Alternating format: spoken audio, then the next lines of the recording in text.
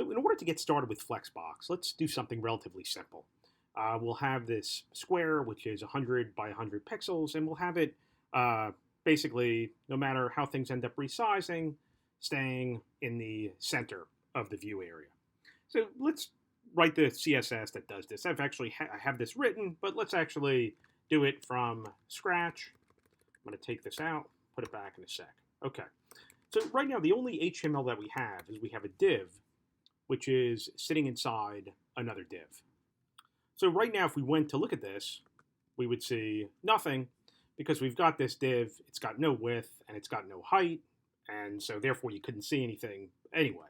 And let's use our CSS selectors just to show you that we could get away by using sort of a parent-child relationship with our selectors to make our life a little bit easier. Let's just say for the sake of argument, we didn't have control over adding classes to the CSS. Well, the first thing that we're going to do is let's deal with our square. And we'll say, hey, look, if you're a div underneath another div, we're going to give you a width of 100 pixels, and we're going to give you a height of 100 pixels. So that's only going to end up affecting this div that's over here. And if we refresh, let's actually just give it a background color so we can see it. So if we do that, we'll have this red square, okay? So that takes care of this div. But now what we can do is that we can use Flexbox, and we could say, hey, look, this outer div is going to be a Flexbox. And what will happen is that the items within the Flexbox end up becoming Flexbox items. And we could determine how these items appear relative to each other, even though we only have one item. So let me just show you what I mean here. So now I'm going to target this outer div by saying, hey, look, this only applies to you if you're a div underneath the body. And just to sometimes see what you have here, if I went over here and I said border solid 1 pixel green,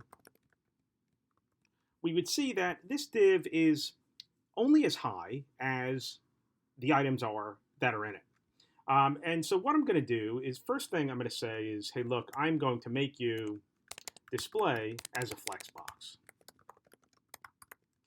And this is going to have no impact on this, but what I'm going to do is I'm going to say, hey, look, the items within me, this Flexbox, along Flexboxes display by default over the horizontal axis, which is considered the row alignment.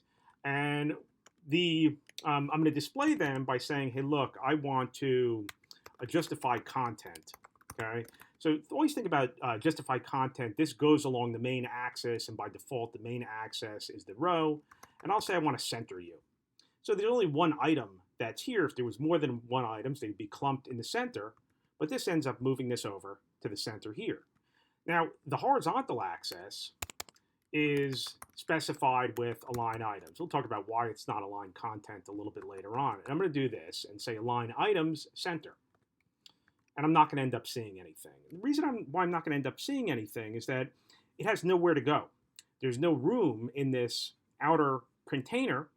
It is actually in the center because, in fact, this is the height of that div. But what I can do is I could say, hey, look, your height is not going to be that. Your height is going to be 100 of the view height.